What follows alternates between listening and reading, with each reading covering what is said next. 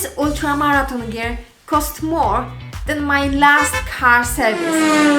And this is not the most expensive part. The real cost builds up quietly once the training starts. Most runners blame shoes or the hydration vest, which makes sense. What surprises most ultra runners is how much everything else adds up quietly over the months of training. And this applies both for the trail running and the road ultramarathon. I'm breaking down the true cost of running ultramarathon and how gear spending quietly spirals without runners realizing it. If you are training for the ultramarathon, you need to watch this video before your next race. Ultramarathon running is long, unpredictable and very difficult to fully simulate in training session. Runners prepare by removing the uncertainty. So the gear feels like we've got more control and we're trying to cover more scenarios because then we feel much safer. Trail ultramarathon runners deal with the weather, with the terrain, with the elevation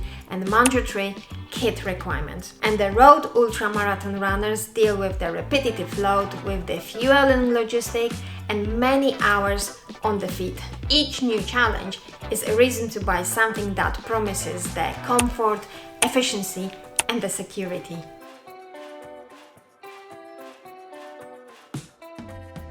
Let's start with the shoes. Shoes wears out much faster during the ultramarathon training because we run so many miles, so we do so much volume. Trail running shoes, they take the additional beating because of the rocks, because of the mud and uneven terrain. And the road ultramarathon shoes, they absorb thousands of the repetitive impacts. Runners start experimenting because of the specific reasons. We need the grip for the trails, cushioning for the road ultras, and the different hill drops for the comfort late in the races. Most ultramarathon runners finish with one pair that feels better on the beginning of the race, then another pair that feels better at the later stage, and also the backup that is specific for the mud or the technical terrain. A single pair of ultramarathon shoes can cost somewhere between 130 to 180 pounds, and owning from 3 to 5 pairs feels normal. So the annual spending can reach somewhere between 400 to 900 and it doesn't feel excessive.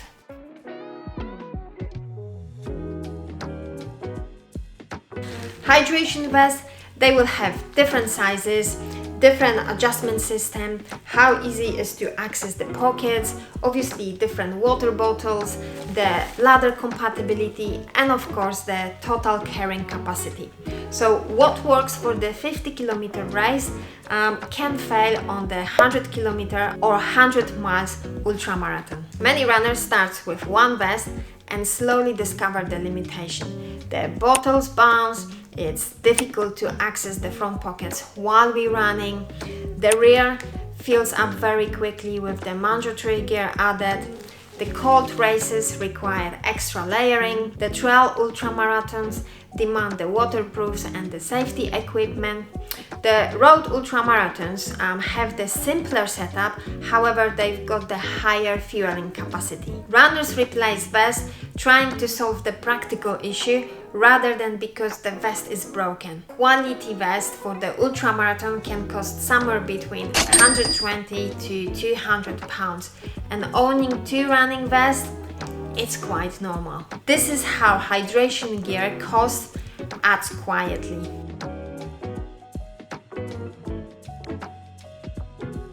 Ultramarathon nutrition, it's easy to underestimate because it never feels expensive in the moment.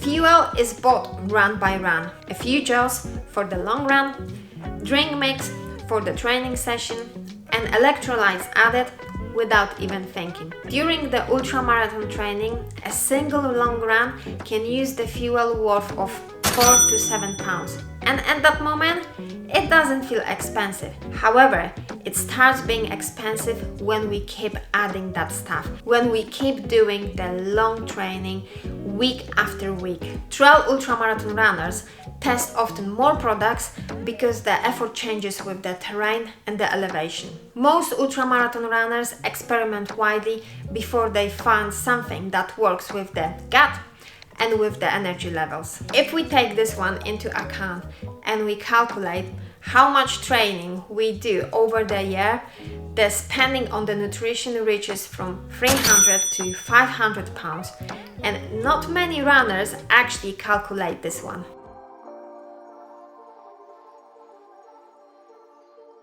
Trail Ultramarathon introduces the cost that the road ultras can simply avoid. So we've got the mandatory gear list that varies from race to race and from the region to region.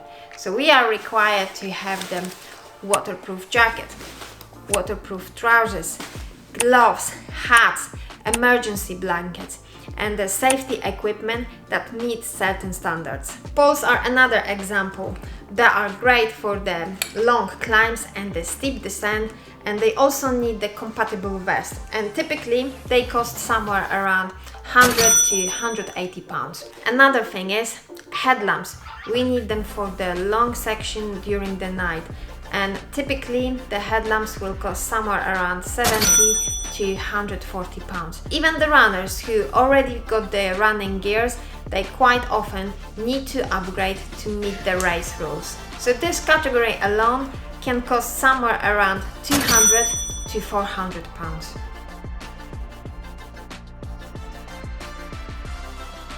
Ultramarathon clothing is usually bought to fix the discomfort.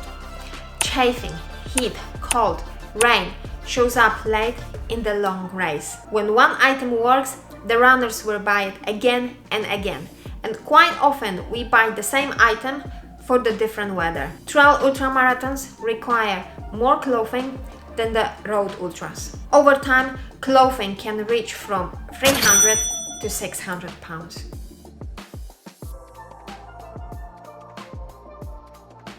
High training volume creates the fatigue and the soreness. Runners are looking for the ways to feel more resilient and recover much quicker. It's easy for us to justify the buying the massage gun, the foam roller, the compression gear, because we want to get back on the roads, on the trails as quickly as possible. And over the time, this category adds from 100 pounds to 200 pounds or even more.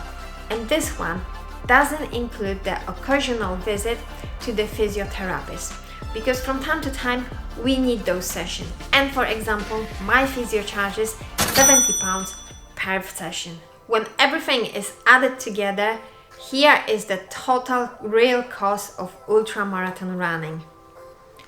So we've got shoes, 400 to 900 pounds, hydration vest and carry system, 200 to 400 pounds, ultramarathon nutrition, 300 to 500 pounds, trail ultramarathon mandatory gear, it's from 200 to 400 pounds, clothing, 300 to 600 pounds, and accessories and recovery, it's from 100 to 200 pounds. So the realistic annual cost of running ultramarathon is from 1,500 to 3,000 pounds. That's a mind-blowing. And many runners don't realize that because they never add up that number. Spending smarter as an ultramarathon runner doesn't mean buying cheap, crappy gear. However, buying cheap doesn't mean that you buy the crappy gear, because quite often you can get a really good product. What you want to do is think about what kind of races you're going to do.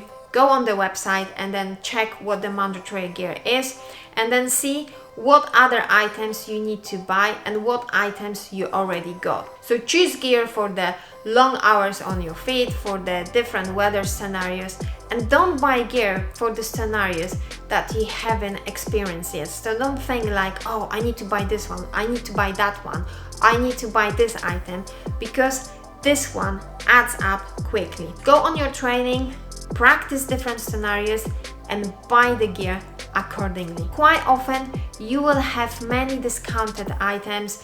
There will be the promotion during the year, so just go there and then check them out and buy them then. If this video helped you to understand where ultramarathon gears most costs come from, then smash that subscribe button, like this video and hit the notification bell so you won't miss any of my future videos, because I'm sharing the real training advices, the injury prevention and the race reviews so you can train and run smarter over the long distances. But right now, peace out.